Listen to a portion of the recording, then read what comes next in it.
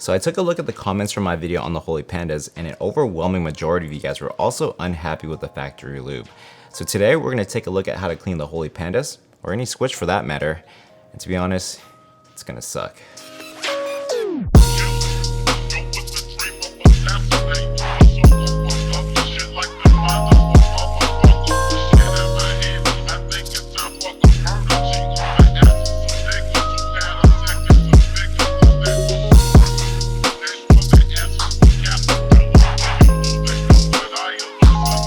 Alright, we have a lot to do today, so let's get started. A good number of you actually DM'd me asking for tips on how to clean switches with and without a sonic cleaner, so I'm going to be covering both in this video. To clean your switches, you're going to need some supplies. First, you're going to need a tool to take the switch housing apart.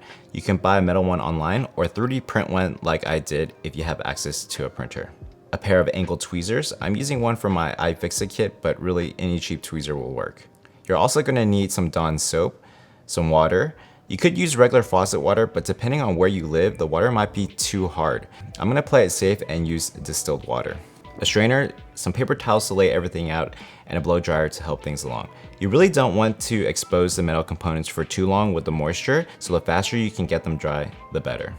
For people that are gonna be doing this by hand without a sonic cleaner, you're gonna wanna pick up some foam Q-tips made specifically for cleaning electrical components. Now this is really important. You're gonna be tempted to use normal Q-tips or tissue paper, pretty much anything that you can find around the house. And while this is perfectly fine for cleaning the exterior of the switch, I would highly recommend against using these for the internals, since they do leave quite a bit of fiber material behind. Too much lint left behind makes the switch feel gritty. You're also gonna need a couple bowls, one for soapy water and the other one with clean water to rinse. Finally, if you're interested in making this whole process as painless as possible, a sonic cleaner is an absolute must, or you're going to be going through and cleaning each individual switch on top of the time it takes you to take them apart. I picked mine up from Amazon and they range anywhere from $40 to a couple $100, but this one ran me about $80. Alright, so here are the switches we'll be cleaning today. I'm going to be doing a few Holy Pandas, some Zillios for fun, and a full set of Yuck Pandas to make trash pandas. And guess what? These came pre-lubed as well.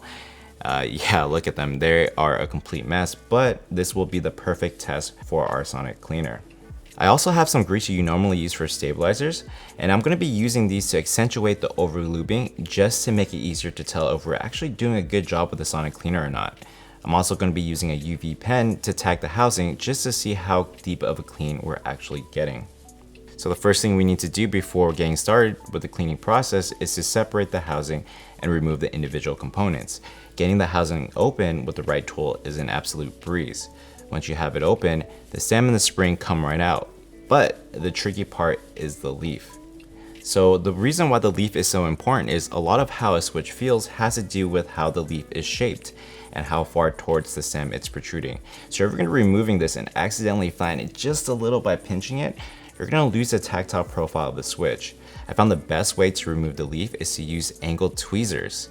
The mechanism comes in two parts. The first portion has this metal loop. Place your tweezer under this loop, clamp down, and while applying light pressure upward, gently wiggle side to side slowly to move it up. Be mindful if anything gets caught on the other side. For the second portion, there are two notches midway down both sides. The trick here is to slip the tweezers into the notched areas and use the leverage against the housing to slide it right out. It's going to take you a few switches to get the hang of it, but it really is tedious. If you're looking at this and thinking there's no way I'm going to do this, or if you tried it yourself and find yourself consistently damaging the leaf, it's okay. You can skip this altogether and just clean the top housing and stems. Of course, you won't get as deep of a clean, but it's better than having a pile of dead switches. With everything apart, your switches will look similar to this, but this is only 2 switches and you know, I only have like 100 more to do. So sit back, relax, and enjoy my misery.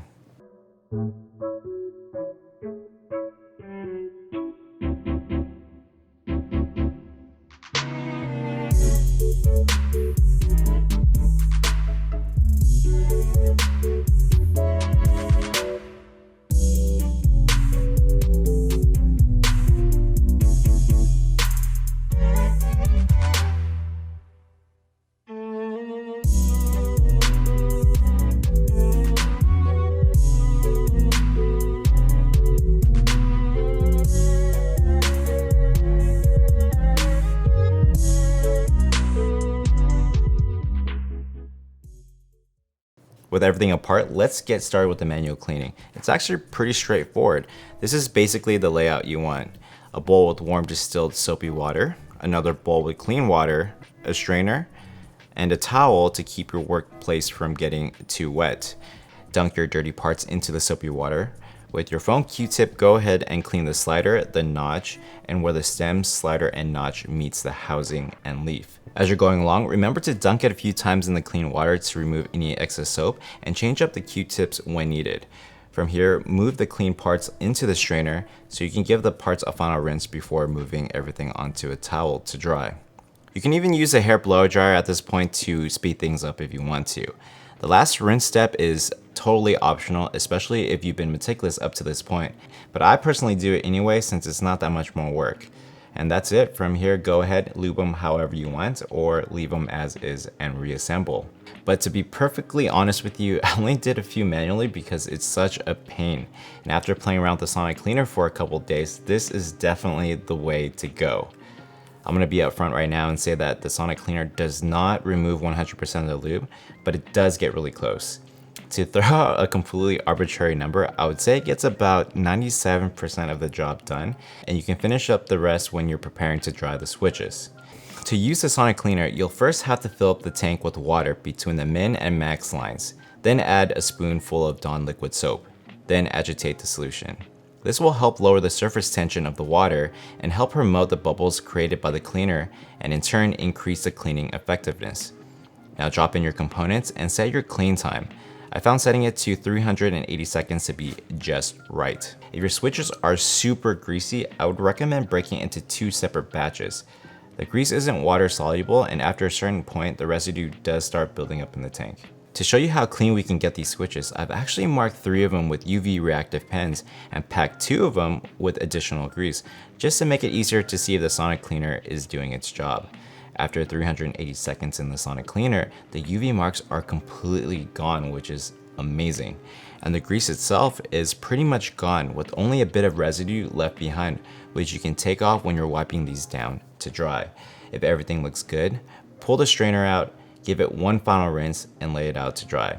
If it's not quite clean yet, feel free to run another short cycle. Well, that's pretty much it.